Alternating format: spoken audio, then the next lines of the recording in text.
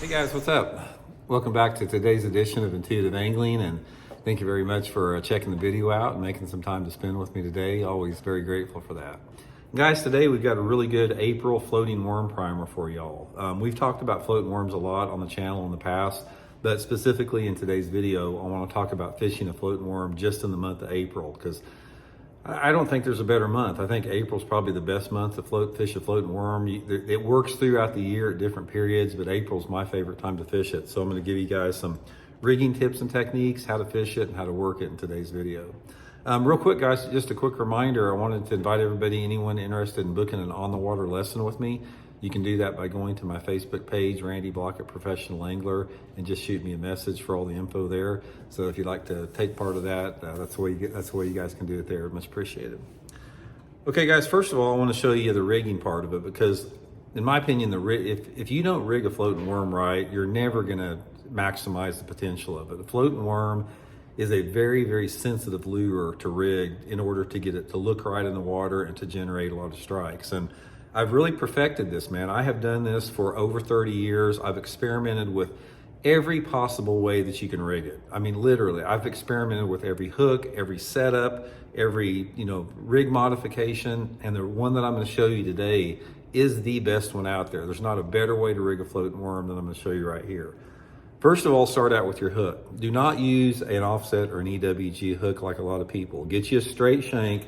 This is a Gamakatsu G Finesse heavy cover worm hook in the 1/0 size. Also, guys, I will link every single part of my floating worm system. I'll link it in the description of the video under my Tackle Warehouse link, and you guys can get all set up and the same stuff that I use for my floating worms if you want to use that link. But the Gamakatsu G Finesse is the best hook, and make sure that you get the 1/0. You don't want to get anything bigger, because I've learned the hard way. The bigger the hook that you use in a floating worm, the more fish you're going to lose, the less bites you're going to get, and the more you're going to get hung up with it. So little bitty 1/0 hook is perfect for that. You're not going to lose them on it. This is the best hook to use on it. Gamakatsu G Finesse 1/0. Next thing I do, got like a 12-inch leader. I got a 10-pound test Seaguar and Vizex leader on here with a little small barrel swivel. And then on my main line, I'm using a Seaguar braid smackdown 15-pound test. Now, you guys know that I don't use braid to fluorocarbon ever with like the knot for shaky heading. This is the only time I use the braid to fluorocarbon set up, and it's always with the barrel swivel. It's never with a knot. You want the barrel swivel for two different reasons. Number one, it keeps you from twisting the line, because a floating worm is a line twisting son of a gun. So you got to have the barrel swivel. And then on top of that, the barrel swivel acts as a little bit of a weight to makes it easier to cast, easier to sink if you want to get it down. So this is the perfect setup, about 12-inch leader with that. So the next thing, the rigging part of it, is super, super critical in order to get the lure to work right. Now, what you want to do is this is the Zoom trick worm that I use. And you've got a flat side and you've got a rounded side. Come in on the rounded side like this, and then you're going to thread it through the worm. And when you're threading it, guys, make sure that you don't run the hook through the center of the worm. Try to come on the upper part of it, because that gives you more of a bite gap. And come in through the mid part of the egg sac, just like this. Run it out where the hook's exposed. And then you want to leave a little bit of a crook in the worm like that. See, it's not straight. This is what's critical, guys. If there's one thing that I can tell you, this is something I don't talk about very much, is to not rig it straight. Rig it just like this with a little crook in there. And that's going to make this worm, what it's going to do is when you work it, it's going to just dart everywhere just like that through the water. And you can't do that if it's straight. So that's the rigging technique with that. And I'm coupling it up on with my Megabass Whip Snake spinning rod. And what you want to do is when you're fishing a floating worm, think in terms of working it like a really subtle jerk bait. So I'll cast it out there. As soon as it hits the water, I just start jerk, jerk, pause, jerk, jerk, pause, just like a jerk bait. So, and it'll work like a jerk bait too. It'll dart around like a fluke or a jerk bait. And that is so critical with it. Now, another thing that will generate you a lot of strikes on a floating worm is when you work it a couple feet, take some time to let it sink a little bit. Maybe let it sink a foot or two like that, and then jerk it real fast and speed it up. So what happens is, you're jerking this worm along just sideways like that, and then it floats down slowly, and then jerk it real fast and it comes up like that. And that will generate a lot of strikes with it. Now, the type of areas that you want to fish it in April, it's all about fishing it in around those type of areas that the fish are looking to spawn in. You're not fishing for spawning bass per se, but you're in those type of areas. So you can't go wrong with just going back in the coves, on the flatter coves, and just start throwing it down the bank. There's nothing fancy to it. Throw it right to the bank.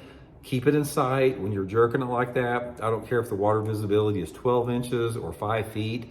You always want to keep the floating worm in sight. You want to keep it high up in the water column, because the fish they'll attack it a lot more readily if they have to come up on it like a topwater. And so I don't ever like to drop it down to let them get a good look in it with that. So those are the main type of areas that you want to fish it. And also another super important thing, guys, is when a fish bites a floating worm, since you can see it a lot of times, you can see the fish actually swim up and get it. That's why I think it's probably the funnest way to catch a bass, in my opinion. The floating worm is super fun. But anyway, when you see a bass come up and strike it, resist the hesitation to set the hook immediately, because half the time, probably, I bet 50% of the time, the bass will bite a floating worm behind the hook like that. But if they bite it like that and you let them swim off with it for a few feet, a lot of times they'll go ahead and get the rest of it in their mouth, and then you can set the hook. And another thing with the floating worm, with the bare hook on that, is do not set the hook like don't, twitch it on there. You see one hit it, you let it have it, and just set the hook like that. When you're ready to set the hook and you've let the fish move with it, all you have to do is just start reeling like that. Don't set the hook, just start reeling and keep the fish coming like that. And as you're reeling, it'll keep burying that point of that hook into that fish's mouth. But if you try to set the hook on a floating worm, many, many times you're going to lose it. But anyway, guys, that's just a quick refresher course on it. We've talked about this before. If you've seen it, you've probably seen some of this stuff. But if you haven't, this is going to help you out. And even though this is a short video and I went through it pretty quick, guys, it took me forever to learn this technique. This is something that what I just showed you there is the results of me losing tens of thousands of dollars in tournaments by losing fish and having fish on that I should have caught, and modifying this thing and figuring out how to catch them. This took me a long time to figure this out. So hope you guys benefited from all those decades of frustration before I actually figured this thing out. So hope it helps out. We'll talk to you guys later.